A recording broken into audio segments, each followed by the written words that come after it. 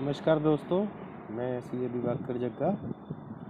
तो दोस्तों, आज हम ज़रा ये समझने की कोशिश करेंगे कि बिटकॉइन है क्या और इसकी ज़रूरत क्यों आन पड़ी थी, या इसको क्यों इन्वेंट किया गया, या इसको क्यों सर्कुलेशन में लाया गया। तो अभी तक हो सकता है हमारे दिमाग में कि यही बात चल रही हो कि बिटकॉइन है, इवेंचुअली बन गया, वो चल रहा है।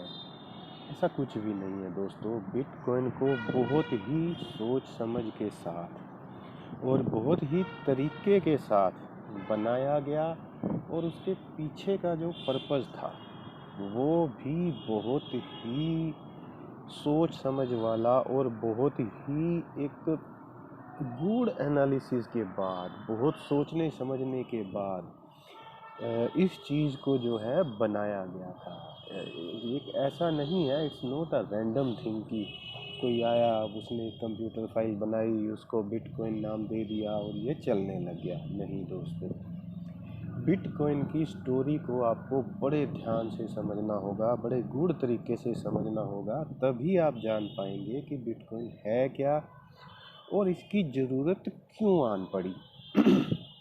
तो दोस्तों, आज हम उसी के बारे में बात करने की कोशिश करेंगे, उसी को समझने की कोशिश करेंगे। तो दोस्तों, बिटकॉइन को समझने के लिए हमें थोड़ा सा पास्ट में चलना पड़ेगा। पास्ट में जब हम समझने की कोशिश करते हैं कि सबसे पहले जब हम अपना बुक्स को स्टडी करते हैं, देखते हैं, तो हमें पता चलता है कि पहले जो है बार्टर सिस्टम चलता था। बार्टर सिस्टम क्या होता था कि आपके पास मान लीजिए गेहूँ है या अनाज है, और आपको बदले में चावल की ज़रूरत है, तो आप उसको बार्टर करते थे। आप गेहूँ दे देते थे और बदले में चावल ले लेते थे। या आपके पास कोई और चीज़ है और आपको किसी और चीज़ की ज़रूरत है, तो वो आप एक्सचेंज करते थे। लेकिन उसमें बहुत सारी दिक्कतें आती थी कि जो चीज़ आपके पास है वो सामने वाले को चाहिए, या वो कौन आदमी है जिसको वो चीज़ चाहिए, और क्या उसके पास वो चीज़ है जो आपको चाहिए।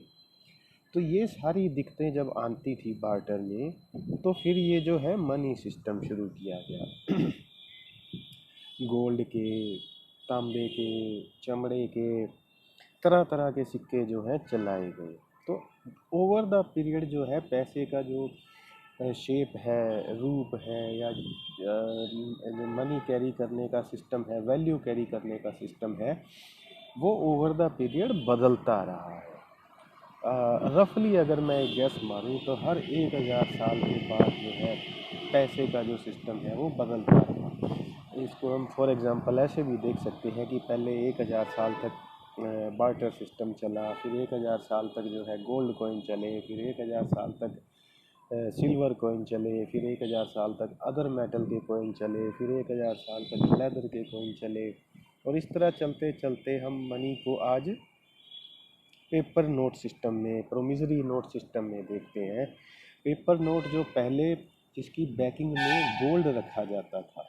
अगर आपको याद हो, जब आप छोटे होते थे, या आपने किसी से सुना होगा कि जितना पैसे हमारी जेब में होते हैं, या पूरे इंडिया में, या पूरे हर कंट्री के हिसाब से जो पैसे सर्कुलेट कर रहे होते हैं, उतना जो है इक्वली गोल्ड जो है कहीं ना कहीं रखा जाता है। तो दोस्तों, मैं यहाँ आपको याद दिला दूँ कि 1978 से ये गोल्ड सिस्टम चेंज हो गया है।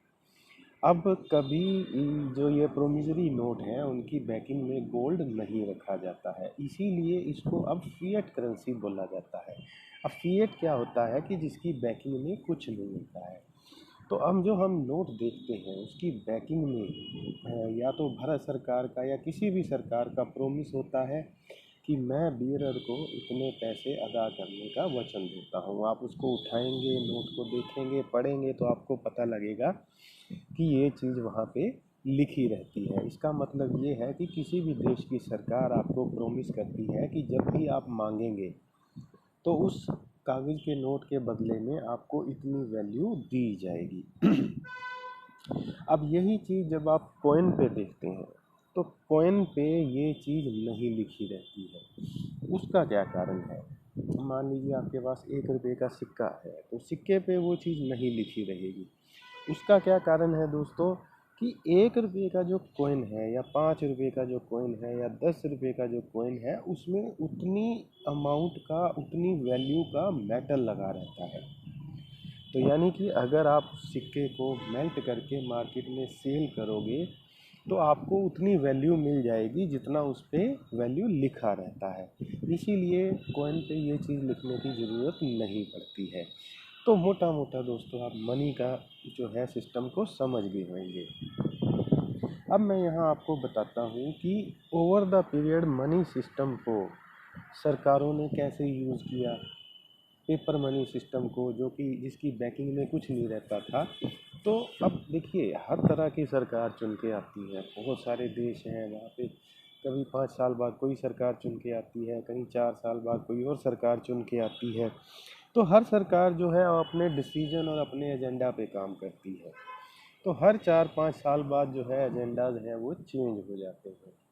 तो उसमें क्या होता है कि आपका जो इकोनॉमी है उसका जो एक फोकस होना चाहिए वो बदलता रहता है। वो कभी एक सरकार आती है तो उनका फोकस कुछ और होता है, दूसरी सरकार आती है तो उनका फोकस कुछ और हो जाता है। तो इस तरह जो इकोनॉमी है वो एक स्टेबल तरीके से चल नहीं पाती जितना कि आप उसको सोचते हैं कि ये चलनी चाहिए। तो उस केस में होता क्या है कि जब भी इकोनॉमी में टर्बुलेंस आते हैं, इकोनॉमी में ऊपर नीचे होती है, तो तब सरकार को पैसे की ज़रूरत पड़ती है। तो वो क्या करते हैं, जितनी उनको पैसे की ज़रूरत पड़ती है उतना वो पैसे को छाप लेते हैं। अब चूंकि उसकी बैकिंग में तो कुछ रखना है नहीं, तो उतना पैसा जो है वो छाप लिया जाता है। अब छापने से क्या, एक पेपर ही तो लगना है, उसको लो और छाप दो। लेकिन जितना ज़्यादा पैसा छाप दिया जाता है उतना ज़्यादा मार्केट में उसका सर्कुलेशन बढ़ जाता है। अब एक चीज़ आपने इकोनॉमिक्स जब आप पढ़ते होंगे तो आपने ज़रूर पढ़ी होगी कि जब किसी चीज़ की सप्लाई बढ़ती है तो उसकी वैल्यू कम हो जाती है। सेम जो सिचुएशन है वो प्रोमिजरी नोट या जो पेपर मनी हम अपनी जेब में, फिएट करेंसी हम जेब में रखते हैं, उसके साथ यही होता है। हर बार जितने ज़्यादा नोट छाप दिए जाते हैं हमारी जेब में पड़े नोट की वैल्यू उतनी ही कम होती जाती है। तो बेसिकली जब हम फिएट करेंसी में वैल्यू कैरी करते हैं तो वो हमारे लिए बेसिकली एक नुकसान होता है। उसको मैं एक एग्जांपल के तौर पे ऐसे बताता हूँ। आप एक 500 रुपये का नोट लें, उसको ज़मीन में गाड़ दें, 2-3 साल 4 साल बाद आप उसको निकालें, तो क्या आप उस 500 रुपये के नोट से उतना सामान खरीद पाएंगे जो आप 4 साल पहले खरीद पाते? आपका जवाब होगा नहीं।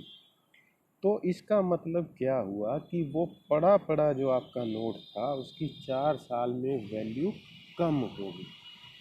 तो इसे हम बोलते हैं कि हमारी जो परचेजिंग पावर है वो कम होती जा रही है।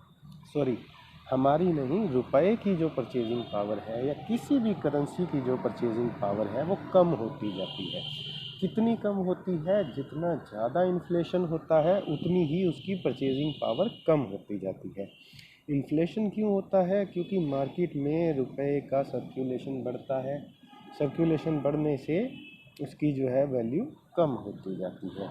तो इस तरह दोस्तों अनलिमिटेड छपाई और कुछ अदर जो कारण होते हैं किसी भी देश की सरकार के, हम यहाँ हमारे देश की, भारत देश की बात नहीं कर रहे हैं, ये किसी भी देश के साथ हो सकता है। हमारा इकोनॉमी तो अभी बहुत मजबूत है तो उतना हमारे लिए परेशानी का सबब ये नहीं है, लेकिन अदर जो छोटी कंट्री होती हैं जिनकी इकोनॉमी वीक होती हैं उनके लिए ये बहुत बड़ा परेशानी का कारण बन जाता है। तो अब जितना ज़्यादा जो है नोट छपता है, जितना ज़्यादा फिएट करेंसी किसी भी देश में छपती है उसकी वैल्यू उतनी ही कम होती जाती है। तो अब ये देखिए, इसको इस तरह समझा गया कि इसमें अब देखिए सरकार ने कोई डिसीजन लिया। अब जैसे यूक्रेन और रूस का वॉर हो गया, तो क्या वहाँ के जो रहने वाले हैं, वहाँ के जो सिटीजन हैं, वो ये चाहते थे कि ये लड़ाई हो? शायद वो नहीं चाहते थे।